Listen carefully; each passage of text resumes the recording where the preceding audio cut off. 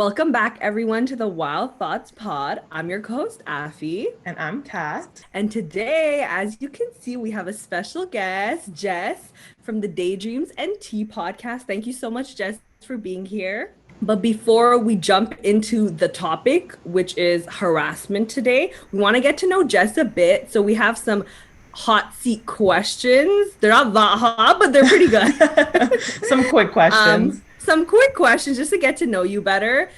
So our first one is, if you could have a dinner party with any celebrity, dead or alive, who would it be and why? Hands down, Tyra Banks. I've had this question before. Oh, That's a good one. Used to watch America's Next Top Model. I actually used to watch the Tyra Banks show as well when it was like on. Nice. Yeah. Loved Tyra Banks, like always idolized her because she's like, like a businesswoman, like she used to be a model, like she just does all these different ventures.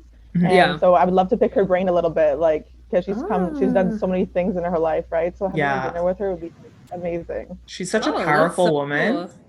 I love her. We love Tyra. Oh my! But I always see clips of her on Twitter come back from the show and how she was so like, harsh. Yeah. And I'm like, oh, but no, she's cool. She's cool. I totally get what you're saying. Okay, like the one amazing. where she's yelling, right? Like the one where she's like she was so aggressive. There's some other ones where I know there's like controversy over the show because like they're saying that she maybe like discriminate against some people. I don't know. Anyways, but that's like a different topic. Yeah. But so second, are you a coffee or a tea person and why? I've recently introduced coffee into my life, but only like iced coffee. Like I'm very picky. Like it needs to have sugar and like cream. But for sure, like my staple is tea. Like, my podcast is and tea. Tea. Like I was trying to think of a name. Like I was like, tea. Like what can I talk about? And I grew up on tea, like English breakfast tea. Like my family like is like half like French Canadian and English. Oh, nice. And we always have afternoon tea and everything. That's so cute. Oh my gosh. My grandmother always. Oh, that's like the cliche. Oh, yeah, I'm not there, so, We love that. I'm the same way with coffee though. Like I'm not a big coffee drinker, but I need it to be sweet and not black. So a lot of cream. Oh, same. I don't like bitter. Like I'm Italian, and usually like people drink black coffee. I cannot drink black coffee. Like I need it to be sweet also. Yeah, just too bitter. Yeah, I can't do it. So even with tea, like with tea, oddly, I don't like any sugar in it at all. I just like it plain or with a bit of like milk because it's English breakfast or something. Yeah. But for sure. But the summer, it's nice to have iced coffee, like switch it up. It's kind of like for sure. Exactly. Exactly. I totally agree. Love that. Okay. And last question is, what's one thing you love to do in your free time? I like to do a lot of cooking. So I'm a big like foodie person. Ooh. Yes. And also I just discovered, I've always liked kayaking as well, but it's kind of hard to do kayaking when you live in a city. But I found out like in the Canal La Chine, they have like a kayaking and pedalo place. Yeah. So now like I've been trying to go there more often and do like more kayaking in the summer while the season. Yeah, nice. Nice. What's your favorite meal to cook? Yeah. Oh my God, there's so many. Know. I get not really a meal, but I get asked to make a lot like bruschetta. Oh, bruschetta, I love it. So good, yeah. It's so good, right? Yeah. I could that now. I'm hungry. Every day. Yeah, for real. Actually, on the kayaking side, I actually have a friend who bought a kayak because she loves kayaking and she got it on sale or something. So, but she lives near the water, so it's easy for her to like, because she's out of the city. So, anyways, but yeah, okay, amazing. Thank you so much for answering those questions. So we're gonna move on to our topic, and Kathy's gonna start by talking about the poll. Yes. So we remember to ask our question again this week. So the first question we asked was, have you ever been a victim of harassment? So in this question, we didn't really specify what type. We kind of kept it general.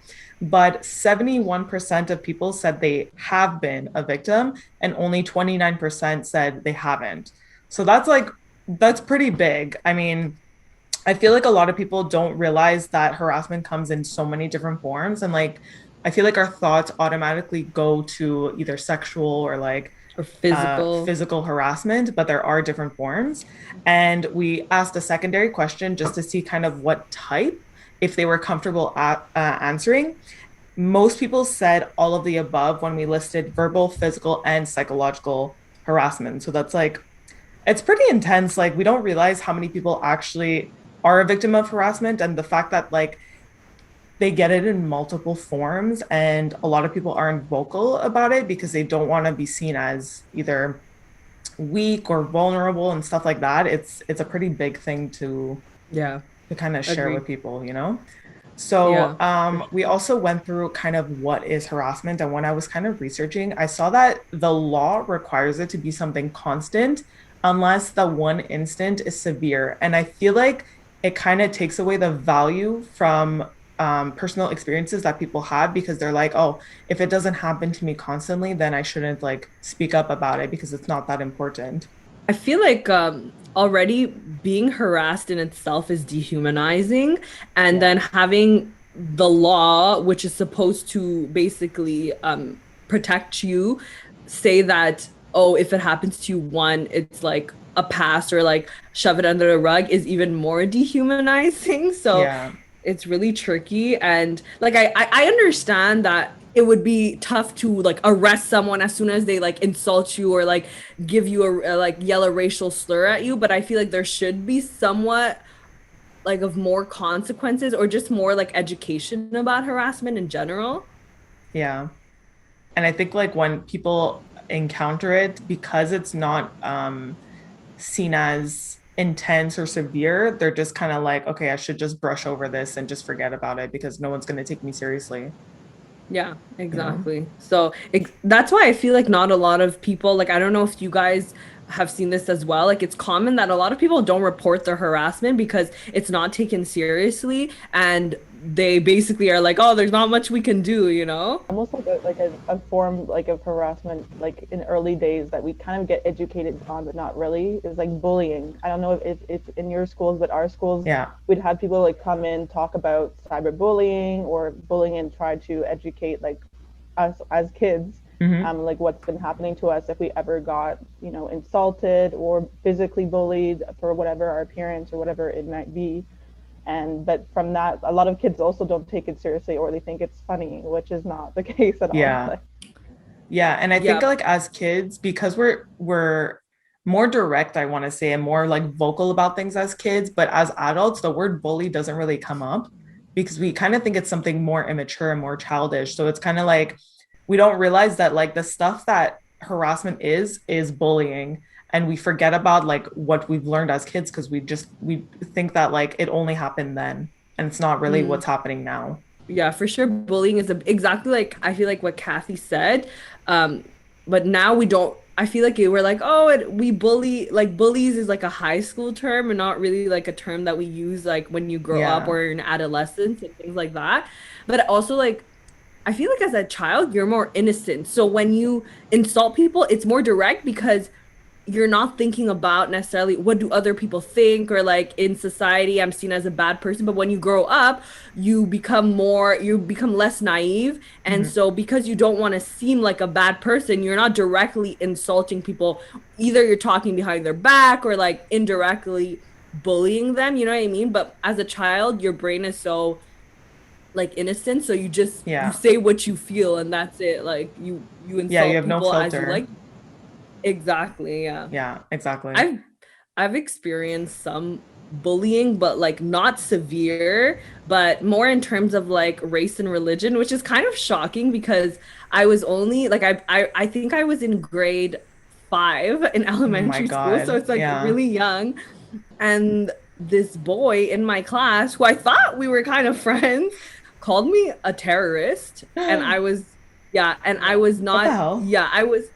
he was like, I don't even know how he knew what that word was. I was really like, what? Yeah. And at that, it's crazy because at that age, I didn't necessarily know what the word was. I just remember the way that he said it. So right away I got up and I went to go tell my teacher because I just knew it was something negative. Yeah. And then as I grew older and I finally became familiar with the word terrorist, I was like, oh my God, that's the word that someone called me when I was in grade 5. Like I suppressed it from, I did not remember until I knew the definition of the word. So it's really like crazy, but crazy that you could know. I don't even know how you know what that means and where are you learning these things from. So it's also kind of scary as to like, oh, what's the environment like and how are children of the age of like 8, 9 learning this? Like, is it the media? So it's for sure the media, and that because you're so small, you're just absorbing things around you, so you don't realize the severity of what you're saying.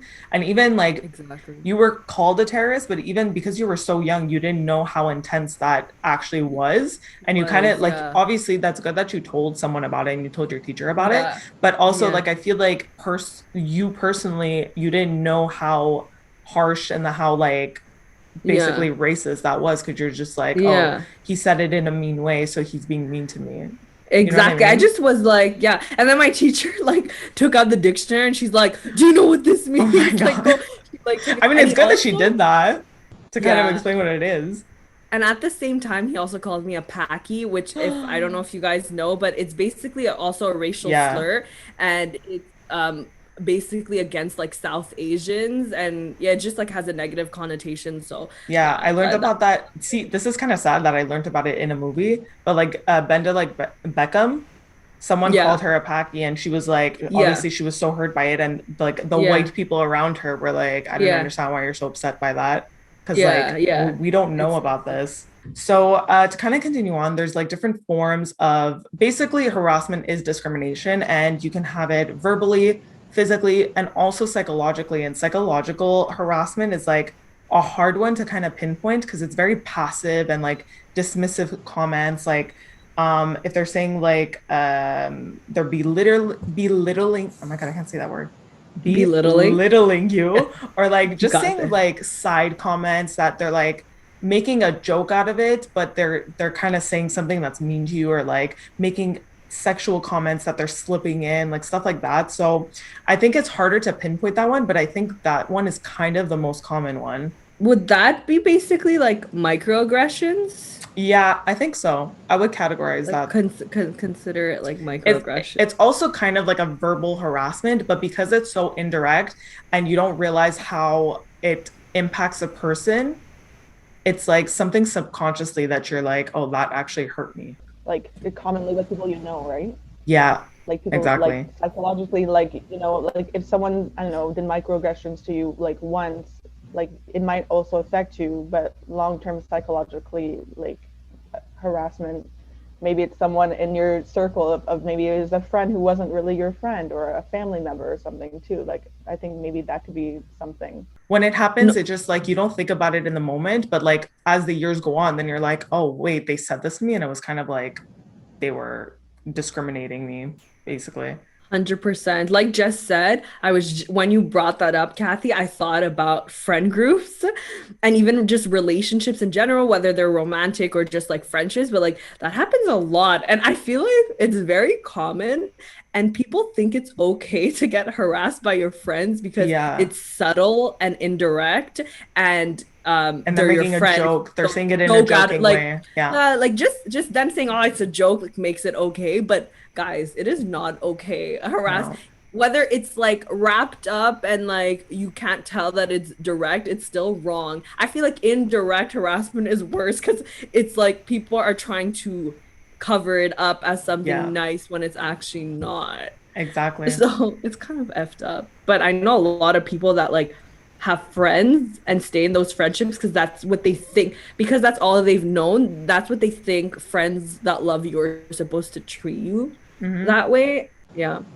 Even relationships, I feel like a lot of people, you know, like just like have toxic relationships like romantically, and I know a lot of people that like it's hard to leave because like, you know, you love them, and like you can't understand why someone would like do these indirect like insults and things like that. But and they I mean that's like a big topic too, like they start victimizing themselves too, to be like, oh, like I didn't mean it that way, and now you're hurting me because you're saying this and you think I don't love you, blah blah blah. It's like gaslighting too. Gaslighting, yes. So big words. Gaslighting, yes, agree, 100%. And then like if we kind of touch upon the verbal harassment, that's obviously like stuff that people say to you, like either sexual comments or cat calls. Cat calls are like a big thing that we don't realize that that is harassment. And people, because it happens so often, people just kind of brush it off. They're like, oh, okay. It's mostly it comes from guys, but it can come from girls too.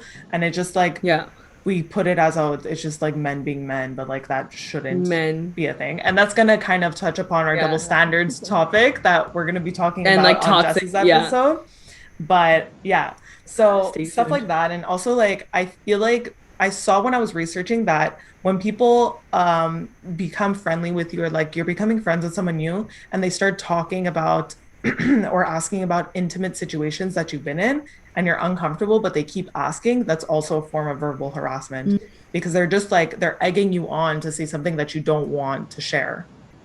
Want to talk about. Exactly. Anything honestly that's unwanted and unconsensual is like, that's harassment. If like someone, especially once you've expressed, whether it be in nonverbal ways or verbal ways, that you don't want to do this or talk about this, it's harassment. Like when you're uncomfortable, you know it's harassment. And also about the catcalling and stuff, I know this is kind of like, I don't know if it's only my perspective, but I feel like because we're so used to men, because I feel like men catcall, or women can catcall as well, but they do this because they think it's like a compliment almost. So sometimes I feel like because we've gotten used to the idea that it's like a compliment, we almost get it twisted. And not that we're angry, but like if men don't catcall you in some way or harass you like about your physical or like your looks and things like that, it's almost like unusual. You know what I mean? You're like, oh, like because it's so like normalized.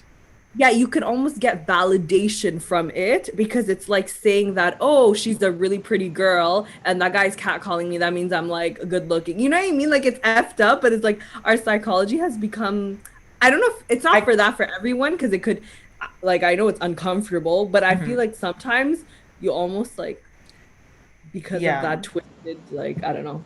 I can kind of see what you're saying. Like, I feel like if I think about it, like in the moment, obviously I'm like disgusted because I'm like, why are you catcalling me? But I guess like subconsciously you are like, oh, it's kind of like they're giving me attention. So it feels nice, but they're not doing it in a way that actually feels nice, you know? Yeah, it's not like a respectable way. Yeah. That feeling of negativity outweighs any feeling of validation or feeling pretty, you know? Exactly. 100%. Exactly. No, 100%. I'd rather someone be like, oh, you're really pretty, than be like on the street, and then move like, on with their day, you know? like not staying. Because there's been so many times where people, like either guys like stop me in the street and then they try to keep talking to me, or like they pull up in their car, which is the worst because you're like, are they about to kidnap me? Like, stop. Yeah, it's disgusting. So like, I was just telling Kathy how I get scared walking at night now. Like, well, I've always been pretty afraid, but I feel like when I was younger, I was like, okay, whatever. But now as I'm growing up, I'm like, when the sun goes down, I'm home. Like, it's really scary. You don't know what's going to happen. No, for sure. Okay. And then the next type is physical harassment, which is the most known type, I want to say, and the most like talked about type. So that can be either, like also like something sexual, or also like pushing, like shoving, blocking someone's path because you want to talk to them, which that I feel like that I've encountered a lot with men, like stopping me on the streets and I'm like, I'm trying to get away, leave me alone. That's like, that's so something scary that I never even thought of, but when I saw when researching, I was like, holy shit, that's harassment. You know, it can be like anything with someone touching you, or just like physically being in front of you and trying to do something to you. You know what I mean? In your bubble. Exactly. Like exactly in your bubble, in your personal space, and it's just like get away, 5 feet away, please. I've actually had, sorry, I feel like I'm always going into little story times, but I love story time. But like an example, I actually had this happen at work, like the blocking. I didn't even think of that as like, well, I knew it was part of the harassment experience, but I didn't look at that gesture as one harassment like segment or whatever. But anyways, I was at work once, and this is the first time I ever felt like this uncomfortable. But there was my coworker, and I don't even want to say it, but basically, if you're uncomfortable, don't say it though. No, it's fine. It just like grosses me out when I think about it. But like, I wanna. But we had like a folding, like a bunch of shirts on this rack. It was like a 3-4 way rack or something, and all the shirts were there. So I was on the lowest rack, so I had to like go down, I guess, like on, like bend down, like squat basically. And like I'm folding the shirts, and my coworker, who's a guy, was like standing up. So I was like looking up because he was saying something, and then he literally said like, "Oh, suck my dick." Like yeah. And then yeah, it was just like random. Like I don't know if he thought it was like sex, like this was like it was romantic to say that or something, or like a move. It was just weird. But I felt like, because I was, you know how like he was there and then I was like on level. That's anyways, disgusting. whatever. Yeah, it was really like, that was the first That's time. a mix of verbal and physical. Yeah, exactly. And then the gesture thing, I was uncomfortable, so I'm like, oh my god, I need to like go to another room or like go in the back or something, because like that's disgusting. And he wouldn't let me go. He kept blocking me, so he wouldn't let me go in the back. And once he even cornered me like in the back store, and I was just like why? So I don't know what runs through men's heads to be like, yeah, this is okay. This is what I'm meant to be doing. Like, they think it's like a flirting tactic, but like, no, sir, it is not, because I do not see my non-verbal and verbal cues. Like, what gave you this idea? It's just, no. Anyways, like, but it was fantasy. Yeah. Like, what do you think? How are you going to react to that? Like, you're not going to turn around and be like, okay. Exactly. But that's what they fantasize. Exactly what you're saying. That's what they think is going to happen. And it's like, they're not thinking in the real world, because like that, I would have punched him. I'm sorry. That's when I would have gotten aggressive. I would.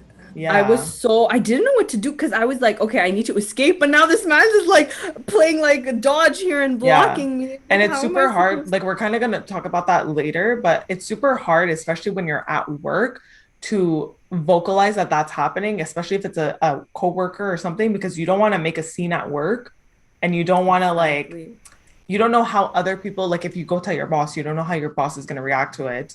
And that's kind of like sad to be thinking that way.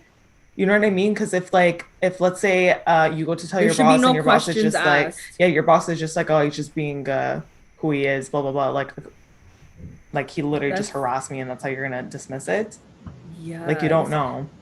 And a lot of people will give that excuse, especially if they're under the influence. So let's say you're like at a bar or something, and like, oh, this guy's like groping. Be like, he's like that when he drinks. But like, no, it's not okay. It doesn't matter whether you're sober or not, under the influence or not. It's not an excuse to act the way that you act. Like, you still have a brain on, like you have a conscious, like you can think for yourself and know what's right and wrong. Yeah, it's disgusting. But yeah, that was just a mini story. That was the first time I ever felt really, really uncomfortable at work. And I was just I left early that day for the first time ever, because I was like, I cannot stay in like the same room as this man. Like, I need to go. Yeah. No, that's good. At least you got out of there. And then while I was doing research, there was also something that I didn't know that there was a name for this, but gender-based street harassment. So that's when it's usually women, but like women getting unwanted attention. So it's kind of what we were talking about, catcalls. There's like an actual term for it. Or like when they get unwanted gestures, because you know how some men, like, I feel like on the bus this happens a lot. Like in public, when men will like, I've seen videos, they like start pleasuring themselves on the bus just looking at someone. Like, oh my God, I'm literally like physically sick just thinking about it.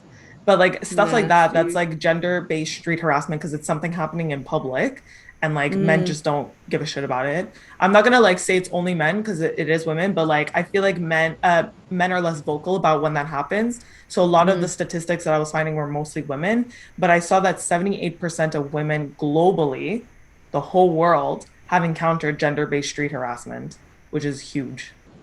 And it's sad. I believe it. Even go up higher, to be honest. For sure. No, yeah. I actually saw this in a show that I don't know if you guys know, Sex Education. Mm-hmm. Yeah. It's a show on Netflix. Yes, I know what you're talking about. And basically what Catherine was saying, like the self-gratification, like on the bus, and she was like so traumatized and she couldn't get back like on the bus. But that's gross. Like, oh my God. Disgusting. And that's like extreme level. Like I've when I lived in Toronto, like there's an example, kind of, I guess, I don't know if you could label it mass harassment, because it was a man And the bus was full, and I was on the bus, like sitting down, and he was standing up, and he was like holding like the handrail, like in the bus. And he like it was obvious, like he was basically pelvic thrusting like people sitting like on, you know, below him basically. And he was doing to mainly women. And he just kept circulating, so like the woman like who was sitting down like was on her phone, and then turns around and the guy's like swaying like you know himself at her. And so everyone started bringing their attention to this guy because it's like he's being really obvious. It's like, are you drunk? Like, what are you doing? And then once he noticed people were looking at him, he would just keep walking and go to another section, be calm, and then start doing it again to another person sitting down. And I'm like, can we have someone please like like take him off the bus?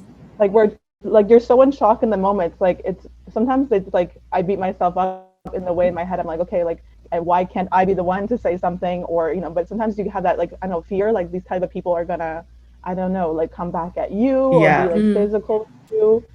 But like everyone was paying attention to it, but no one said anything at all. So it was kind of, and then he just got off the bus, but he literally was circulating the entire bus, like pelvic thrusting in front of people while they're sitting down. Like, horrible. I don't know why a lot of stuff happens on a bus, and I guess it's because like you kind of can't escape it. Because actually, like a personal experience of mine on the bus, there was 1 year that I was always taking the same bus. It was like at 7 a.m, and there was this one construction worker that would always be on the bus, and he would always be touching me on the bus. Or like there was this one time, because like the bus is always packed in the morning, obviously, because everyone's going to work. There was this one time that I'm standing minding my own business, and because the bus was getting packed, obviously people are like really close to each other, basically touching each other. He got right behind me, like his pelvic area was up against my ass, and it like he wasn't moving. Every time I tried to turn, he would like turn with me, and it made me so uncomfortable. I was trying to get away and I couldn't. And in that moment, you're in a packed bus, like you don't know how to bring attention to it, and you don't want to like also I feel like there's this fear of like calling something out, and they're going to be like, I wasn't doing that, guy, I didn't even notice I was doing it, type of thing. And then you look like the stupid one, you know? So it's really hard to kind of just bring attention to something. And especially like I wrote this in like a ways to prevent it or stop it, but especially if you're someone that's shy, it's really hard to like just like tell someone on the bus that you don't know, or like bring attention to it and something like that. But it's made me so uncomfortable that like sometimes I would purposely want to miss that bus and be late for work just because I wanted to avoid him. Oh my God. I'm sorry. It was disgusting. I know. I feel like, that's common to like a lot of people on the bus. They'll just like, because it's more subtle and like not noticeable, people will just like pass around really close to you. Or when it's really packed, like Kathy said, it's so, you're like almost skin to skin with people. So you're so close and people like get away with it. But like Kathy said, also you don't want to call people out because you're not 100% sure, but you know when it's wrong and right, and when it's harassment, it's not. You feel it, the uncomfort. But like Kathy said, sometimes you'll like second guess, or this is like an effect that we'll talk about later, but like that guilt because you think like, oh, maybe it's in my head, or like it's something, or it's like something that I'm doing, or I'm just too close, or the bus is packed, so we're just really like close together, he's not doing anything, you know. But make excuses. Like we always make like these excuses, and almost like, why, I don't know if this is a thing, but I feel like some men that are like the extreme, like how Jess said, like he was like thrusting his pelvis in the air, like anyways, that could be that they also like get some type of like turned on in public, and 100%, like they have that like fantasy, like you said, I don't know, but it's just not okay and creepy. No, if it's not consensual, like no, exactly, it should not be happening. Yeah. Also, to add to the point, like being shy, like, but is one thing, but also I think as women in general, like we're taught so much to be, you know, polite to people, to be soft-spoken, to be a bit like, you know, like present ourselves in a certain way to like the world, I guess, especially towards men. So the thought of us, like, you know, being loud or like extra, like standing up for ourselves, like seems a bit Like it's not everyone has that, like, I guess strength to do that. And because you start feeling guilty, or like you're like, is this even happening to me, right?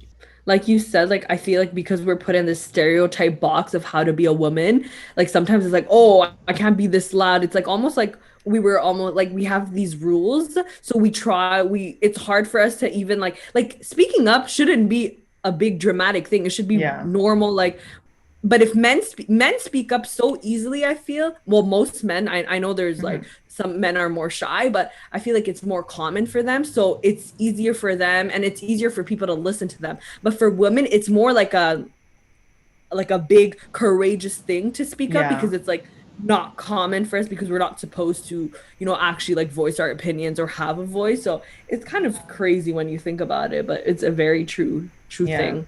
And I think also as women, we're taught like to be careful around men, because especially lately, we see so many stories of like women actually speaking their mind and men getting upset and hitting them, or like doing something to them, or like even like extreme cases, like they get murdered from it because they don't want to be with someone. So like even when men talk to me on the street and stuff, like I'll try to ignore it, but then if they're persistent, I feel like if I keep ignoring it, they're gonna do something to me. So I'll answer and I'll talk to them just for fear of like them doing something. And I know there was this one time where this guy was like, he was trying to get my number, and I was like, okay, no, like I at the time I didn't have a boyfriend, but obviously your excuse is always like, no, I have a boyfriend, like leave me alone, blah blah blah, which is sad that we have to even use an excuse for that.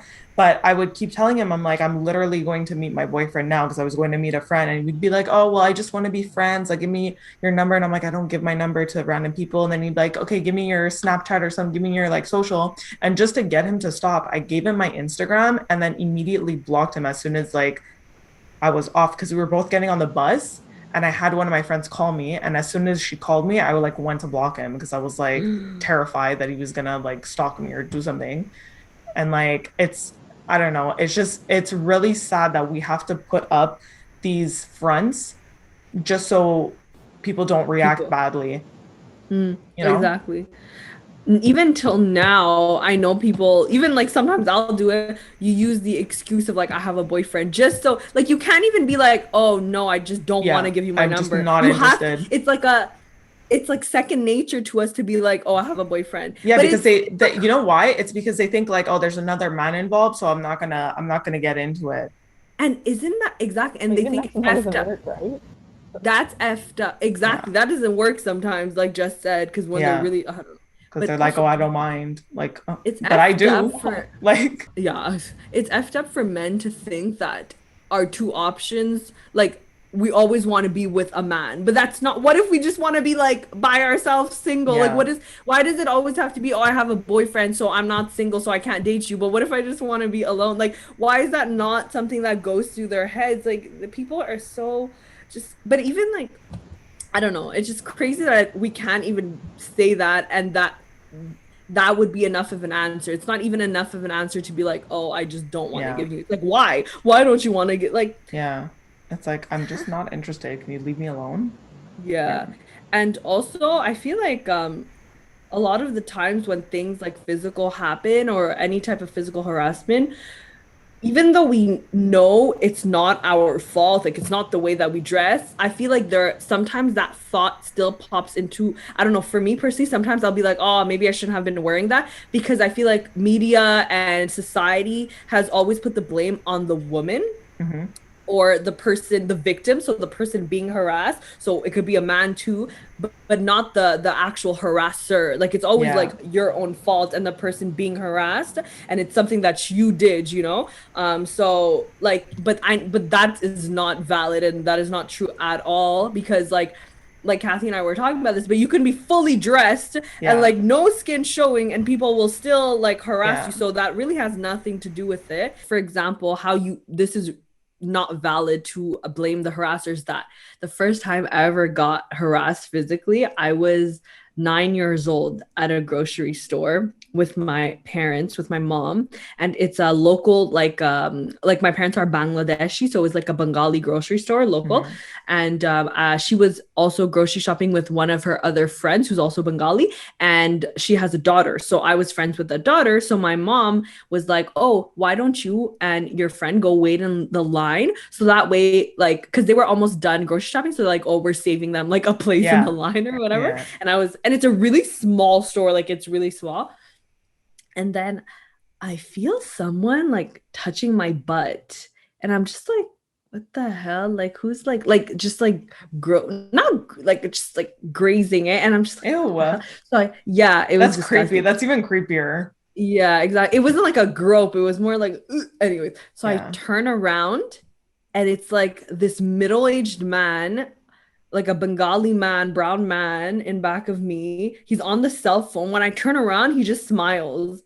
And I'm just like, what the hell? And I'm 9, right? I don't know what I just know that I feel uncomfortable and I don't know anything. So then my friend is in front of me. So I push her. I'm like, oh, go in front, because I'm like, I need space. So I pushed her and he just comes closer. And then I looked at him again and he's still like smiling and on the phone. I'm like, what the hell? And then finally my parents came and then I think they paid. And then eventually I think he just like probably saw my mom or something and like stopped. But I only figured out that I like suppressed that story and memory from my head.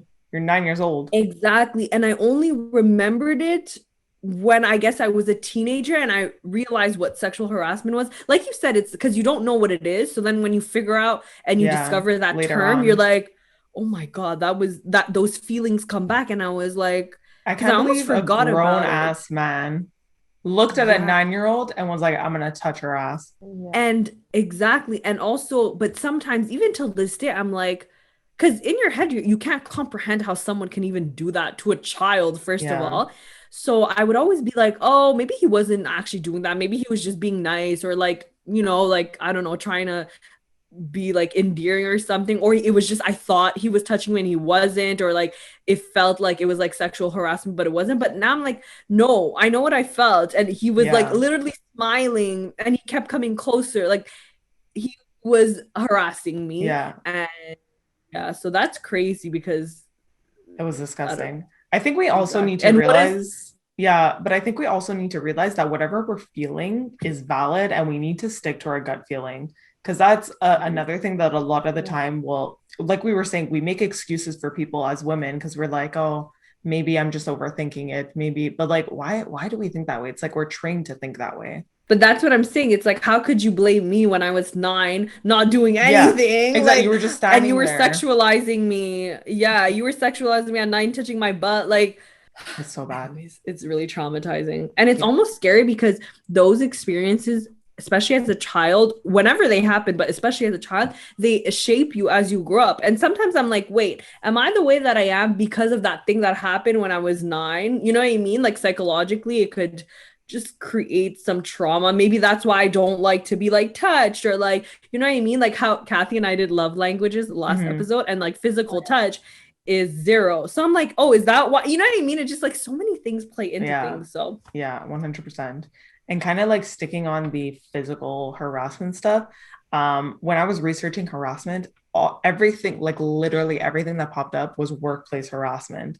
And the first thing that I thought when I thought about workplace harassment was actually like in Legally Blonde, in the first movie. Was it the first one or the second one? Anyways, one of the movies, Elle was like talking to one of her professors who was choosing a group of students to be part of his, like, I don't know, like an elite team to take on different cases. Like the only reason he wanted her on the team was if she would like do something sexually for him, like pleasure him, do something like he was like touching her when they were talking and stuff like that. And like I feel like that happens more often than we think because it's not publicized, you know? And I remember like when I started getting into the workforce and like, let's say I was watching TV with my dad would make these comments to be like, you need to be careful because this happens. And he's been like working for I don't know how many years, like now he's retired, but like the fact that he's saying it, like you don't think it happens here, you think it just happens in the movies, but the fact that he's like warning me about it is like, it's scary to think. And I remember That's also, frustrating. yeah, it is, because you're just like, oh no, that's not gonna happen to me. That's the mentality that you put into yourself, you know? And I remember also I was interning at when I started at one of my internships. The girl that was training me literally warned me about one of the guys that was in our same area, to be like, he harassed like a bunch of the other interns, so just be careful and like go talk to this person if this happened. And she was like, we brought it up to HR a lot Why of the isn't he not time. fired? Literally, she was like, we brought him up to HR, Yeah. we told him all of this, we showed proof, and they haven't done anything about it. So then you're like, okay, but if they're not doing anything about it, am I going crazy? Am I just like, is he just like trying to be nice, trying to flirt, and that's just how he is? Like, that's all the thoughts that go through your head. But it's like, I don't know why that happens. It's also crazy too because of like the stereotype of women and in the workplace, like you know how women are seen as like overly emotional, overly sensitive. So it's like if I make a complaint, they're gonna be like, oh, you're so emotional, oh, you're so sensitive, oh, you're like looking too deep into things. Like you Mm-hmm. hear that constantly, and like Yeah. that's gaslighting you, right? Because when someone is so convinced of their own opinion, it makes you doubt your own and your own feelings. So it's you start doubting yourself like, oh, am I? And women are portrayed in society as being like emotional and super like with their feelings and sensitive as like a negative thing. So and that plays into your head as well, like, oh, am I like falling into that stereotype? But no, it's just that you're aware and you have emotional intelligence and you know what's happening around you. You know what Yeah. I mean? So it's like, but it's crazy how it's like our minds are kind of like trained to think that way. But workplace I feel like happens a lot as well. Yeah. Even another little side story, but I was once at work and it was actually in the management category. He would always put like his hands around my waist, and I'd just be like, why? You're just talking to me. Like, why is there a That's need so to weird. touch me there? And I feel like those things happen a lot, though. Like, it's very common for people to go through that, where just like subtle, like, okay, shoulder, what, but like waist, like, you don't need to touch me anywhere. First of all, it's a professional workplace. You're supposed to be Yeah, professional. And even if it's not professional, if I didn't ask you to touch me, do not touch. And exactly. just like the waist area is just like so disgusting and just made me feel so uncomfortable because I was like, it's just No, it's like uncomfortable. it's very uncomfortable. So No, it's also okay. I wanted to say, especially like I feel like in the corporate world, it happens often because it's kind of like one of the fantasies that people have, that they're like, oh, like I want to hook up in an office setting. And like people over sexualize women's work clothes. And like especially like Mm, pencil skirts, like stuff like that, it's like automatically think like sexual activity. So I feel like that's also why it yeah. happens, because like women cannot wear what they want to wear without being sexualized. Also, maybe No, in their that's minds, because it's a workplace, they feel like, I know it's easy to get away with because you're already in. They already kind of know you're meant to be professional. Like you're not Yeah. going to be like you're just there for the work. That I know maybe it's easier for to I don't know do like touch your waist or something like that, or Hmm. your lower back, or say things, and they're like, oh, but she's going to be professional about it. Like she's not going to say anything because she's at work. Like I don't, maybe that goes to their head. I don't know. Yeah. And they kind of, I yeah. feel like it also kind of turns them on because they're like, oh, we can be sneaky about it. We can like, it's like a, that it's all A ties into what you fantasy. said before. It's all like a fantasy thing. And they think like that they think that that's what other people want, but it's not. Unless I specifically say, I want this. No, Yeah. don't do it. Yeah, I feel like this plays into like okay, the porn industry because Hmm. um they have a lot of like obviously like scenarios and like storylines and it's like very fetishized like to have Yeah. like a teacher with glasses or like a librarian like or like that corporate like office like Hmm. which I feel like plays into a lot of men's head because Exactly. a lot of viewers of porn are men and I know, like, you know, Mia Khalifa, she's Hmm. like on TikTok now a lot. Yeah. And she had duetted this girl who basically got I saw sexualized that. over wearing like just like regular reading or like glasses. Hmm. And she was just like crying, like Mia Khalifa was crying Yeah. over it because she's like, she kind of made, I guess, like created that She said, sexy, like librarian. I remember the like TikTok. She vibe. said that like people would say comments about me because they said I looked like Mia Khalifa, and then Oh Mia yeah, yeah, Khalifa like yeah. That's duetted what. it, and she's like, I'm so sorry. Like she's like, I think she speaks out about The porn industry. how bad it is and how it Yeah, negatively impacts our everyday life because of it, and like it was so sad to yeah. see. It kind of plays into what Kathy was saying, like uniform and like corporate wear, and like wearing glasses is sexualized in a fantasy, but that is so strange and like seen as like, oh, Yeah, sexy, like glasses, like what? Like yeah, what? it makes no Like sense. what, who created this? It's just so disgusting, but it's just you can't even wear glasses and have a peaceful like day. It's like Yeah, everything is sexualized. So that is the proof that the blame is on the harasser. Like the victim has nothing to do with it. Like it's in your mind. You make like the thing sexy in your head. It doesn't, and it's like just because it's sexy doesn't mean you can harass someone, and like doesn't mean because you find it attractive that it's a mutual thing. Like it's just Yeah. It really proves like no matter what you wear, what religion you have, skin tone, age, or whatever, like, it's you're not exempt from this. Like it's sad to say, but like exactly. it 100%. happens to like everyone. Yeah. No, we've gone through like what Jess said. Like it doesn't matter what age. Like we just said Hmm. how a child gets harassed. It doesn't matter what you're wearing when you're fully clothed, you get harassed. So it's like there's Yeah. no excuse. I was telling Afi before that when she was talking about like it doesn't matter what you wear. This one time I was walking like to my house, basically. I was walking down the street.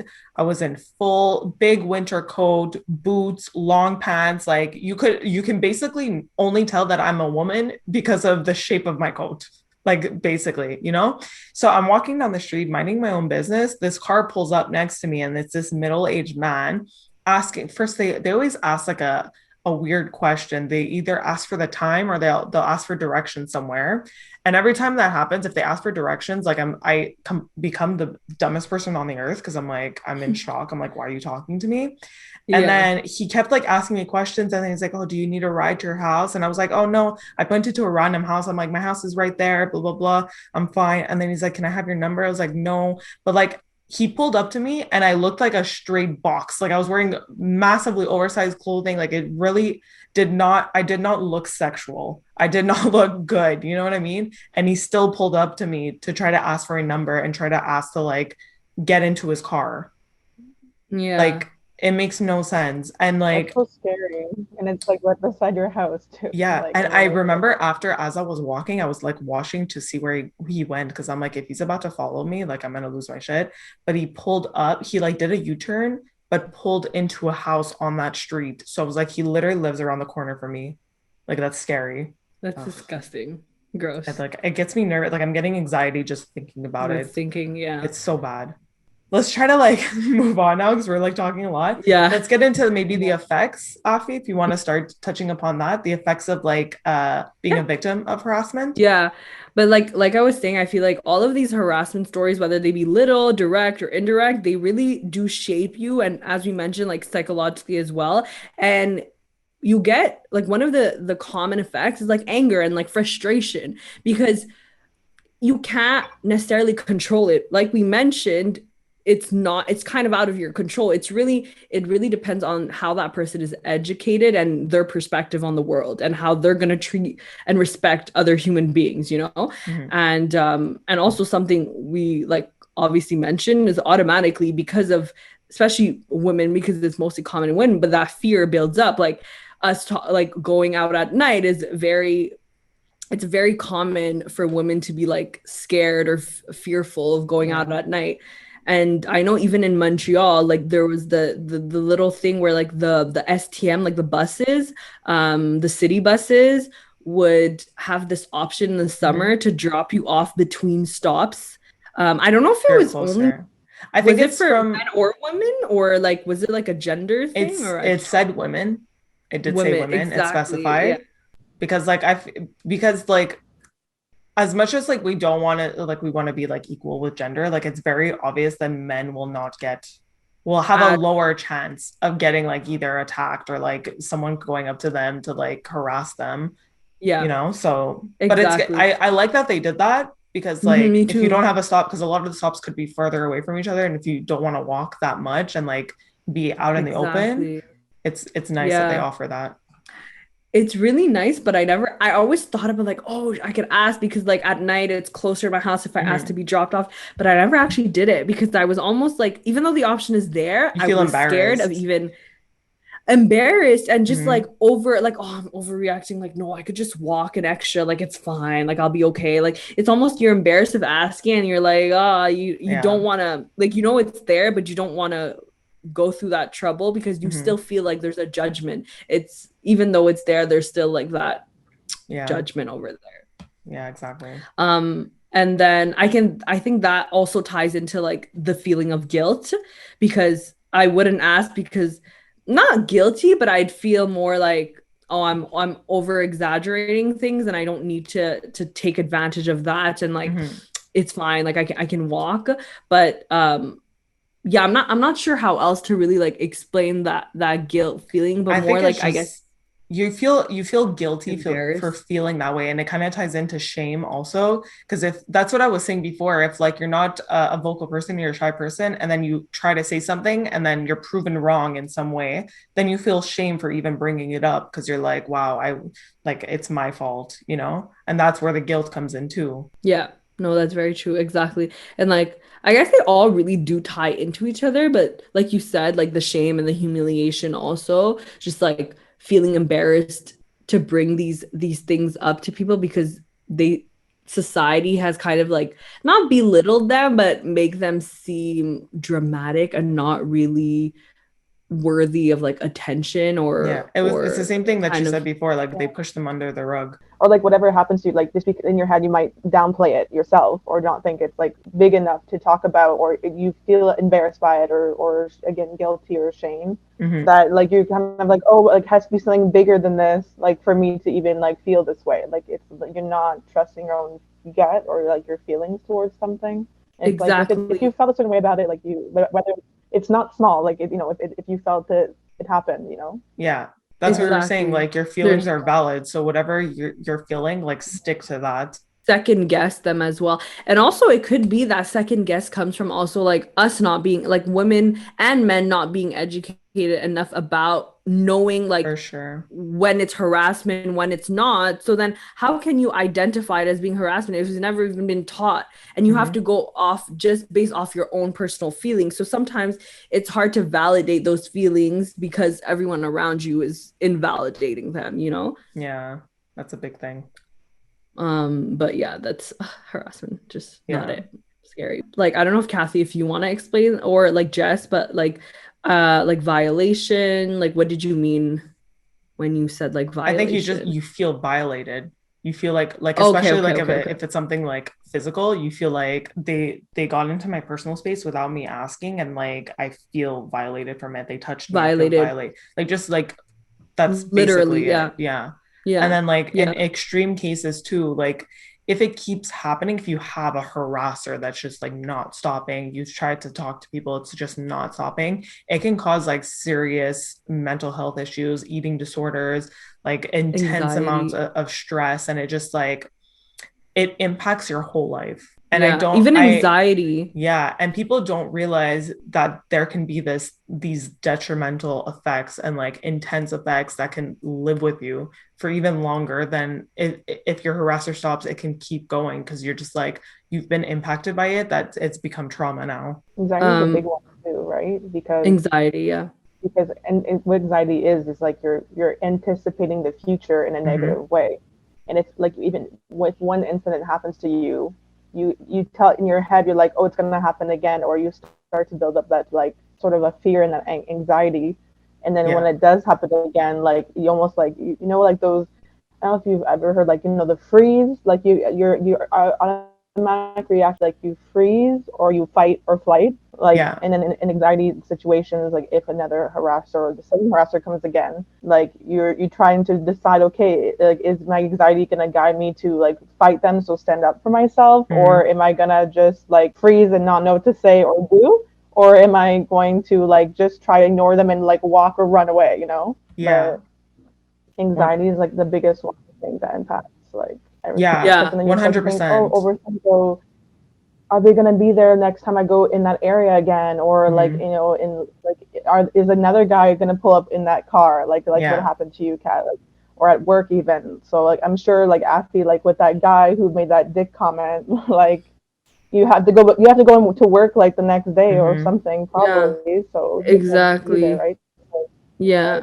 And like even like well, sorry, this kind of comes into like play with the guilt, but like about that story, I had spoken to my manager about it because my coworker who's a good friend of mine, she was like, you need to tell someone, like you cannot let this just like go. So I told my manager, and he was like, I could fire him for that. And I was like, but I felt too guilty and I didn't want to get that person fired because I'm like, oh, like, I just, you know what I mean? Like, I think you also start thinking, you're like, oh, that was the only comment he made. So it's like, is that a fireable offense? Well, yeah, it is, but I don't want, I don't want to be known as that person. You know what I mean? Exactly. And it just makes you feel like, oh, that one comment, okay, it made me uncomfortable, but am I really going to get this person fired from a job that maybe like just, even though it's valid, like if you wanted to get him fired, you should, but it's almost like that guilt comes over it. You're like, oh, you're making, because it's seen almost and portrayed as it not being that big of a deal. So when it's seen like that, you're like, oh, I'm not going to make a big deal out of it either, you know? So, my AirPod. But exactly. So that was. Yeah. And I think it's really good just that you said that, because like you were saying, for me walking down that street, I've always been a fast walker. Let's start there. But every time I walk on that street, I am speed walking as fast as I can, because I always get attention from men, like unwanted attention on that street. So I'm like, I'm not going to look at anyone. I'm just going to like walk as fast as I can, get to my house, and that's it. Cause I'm just like, I have anxiety about it. And also like that guy on the bus, I told you, I sometimes I wanted to get to work late just to avoid him, because I had so much anxiety about him touching me again that I'm like, I can't do this. So we kind of touched upon personal experiences already. So we're going to dive into different ways that you can prevent it or basically have it stop. So obviously the most obvious answer is just to address it and tell someone about it and see if they can help you. But I think, like we were discussing, sometimes people don't do anything because they think it's a passive thing, and it's just like, oh, it happened once, let's get over it, whatever, blah blah blah. But like, no, there has to be consequences for people's actions. I feel like some people also just like, let's say you tell, you know, someone else or a bystander, they just want to take like the easy way out, and they don't want to actually go through the trouble of like confronting someone, because they're like, oh, like I don't want to get involved in this, or like, you know what I mean, you don't want to make it your business sometimes, or you don't feel like you don't want to deal with it, you know. Sometimes people just don't want to, like, especially if you're telling someone else who wasn't necessarily like the one being harassed, it might not be that impactful for them, because they're like, oh, I don't know what you're feeling, because maybe I understand because I've been harassed in the past, but like it's not happening right now, so I don't really care to like get involved and like help you out. But it's really important, and it allows the person being harassed to realize that they are like an actual human being, and that even though this dehumanizing thing happened, like they're valuable, and like people are there to speak up for them. But like if you don't speak up for other people, like they're gonna feel like shit after, you know. If anything, it's like not really prevention, but at the same time it could help the person who is being like the victim to just talk about what happened to you with someone you trust, like it could be a friend or someone you know, just so that like you're also get validated that, you know, that was something that shouldn't have happened, and it happened, like, so that you're not like in your head so much afterwards, like thinking about or doubting yourself sometimes, or like that guilt again coming in. 100%. Someone just at least listen to what happened to you and just provide support, I think is beyond like helpful. Exactly. Yeah, just to kind of be like, you're not crazy for thinking this. If you can, and if you feel comfortable, like maybe in some situations this might work, but like confronting the harasser themselves, like if you have that opportunity and if you feel comfortable, maybe sometimes just communicating to them, like being like, let's say it was like your coworker, like for me, but obviously like I didn't feel comfortable saying it, but let's say you did, confronting them, or let's say it was a friend too, and it just like, it's a good friend and they did something that was kind of like not okay and unconsensual, that you could try speaking to them and see if they react in a way where they could understand and kind of like apologize and like take accountability for their actions. But sometimes obviously this isn't always the case, but like telling them like, oh, this wasn't okay, and like this is why it's not okay. Exactly. And be like, you need to like realize why it's not okay, and like go look at resources, because you can't be doing this to people. And like, you try to hope that they're going to be open about talking about it, though, because a lot of people just don't understand that it is harassment. Oh my God, I can say exactly. They're just like, they don't know. They're like, oh, but everyone does this. Okay, but it doesn't mean that's right. You know? Yeah, exactly. Yeah. But I feel like also that's hard to confront your harasser, because like Jess said, you have that like fight or flight response, especially because you get anxiety and you get anxious after you get harassed. So it's like you don't want to be near that person that harassed you and like you were a victim of. So yeah, 100%.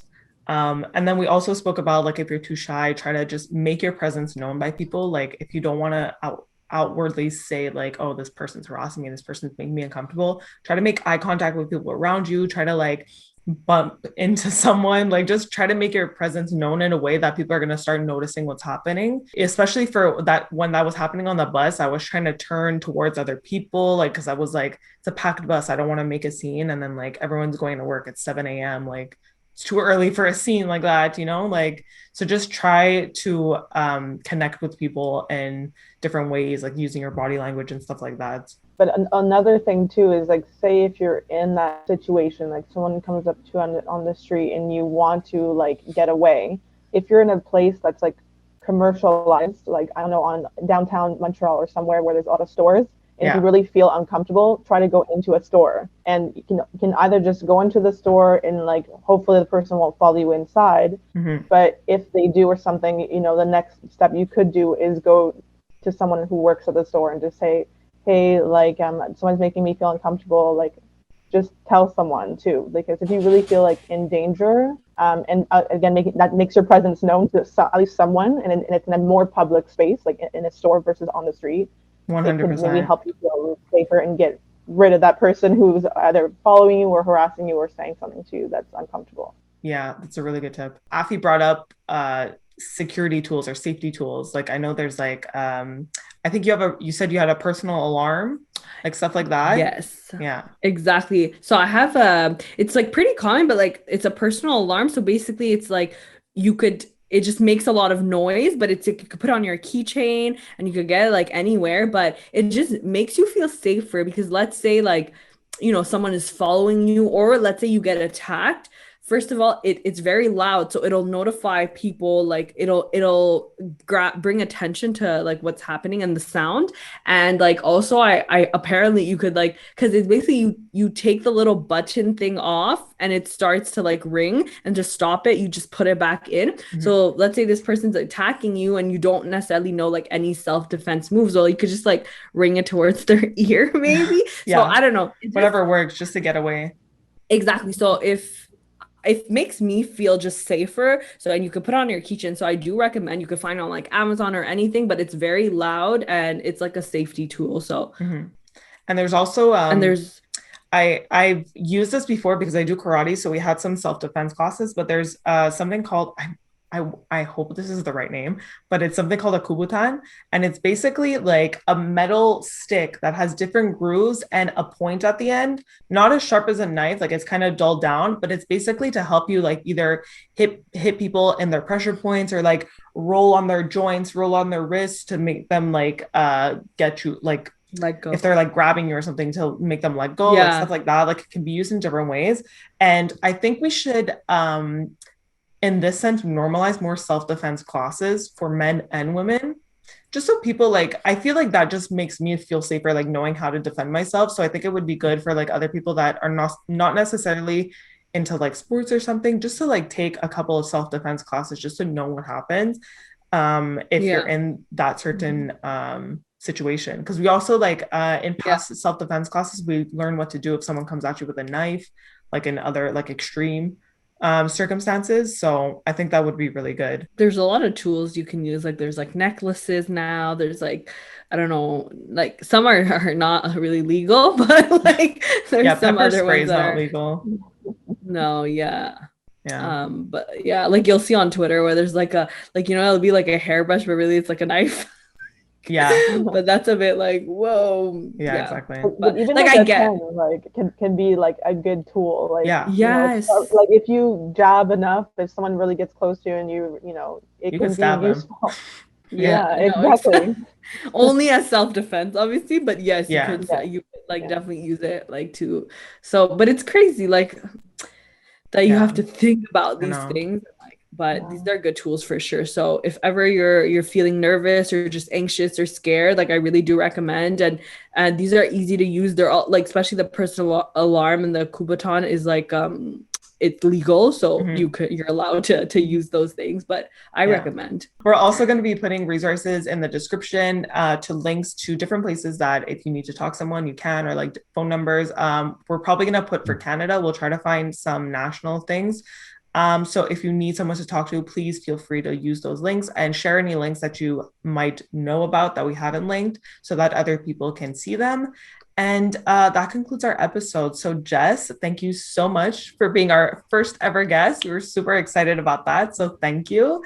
And make sure you guys check out her podcast, the Daydreams and Tea Podcast, because we're going to be doing an episode on her pod and it's going to be super great. And she has an amazing podcast. So you guys should check it out, subscribe to her, follow her podcast, all that jazz, And also make sure you're subscribed to us on YouTube and following our podcast on all the different platforms. Follow our Instagrams. I'll link our Instagram and Jess's Instagram in the description. Thanks everyone for listening. Thanks to Jess too for talking about this very like serious topic and something that's also hard to talk about. And thanks for being our first guest as well. We're like super happy about this collaboration. We're so excited, and I'm excited for the next episode on your podcast as well. So yeah, it's gonna be great. Yeah, me too. Like, thanks for having me. And it was like such a good, important conversation to have, I think, too. And it's like good to talk with you both. And it's like it's gonna be super fun too to record again, like on the Daydreams and Tea podcast. And I just think it was really important. But yeah, thanks again for having me. It was really like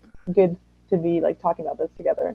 Yeah, it's our pleasure. We had such a good time. And I like that we had a guest for our first serious episode so we can kind of get an outside perspective. And with that being said, thank you guys for listening. Hope you enjoyed, and we'll catch you in our next episode. Bye.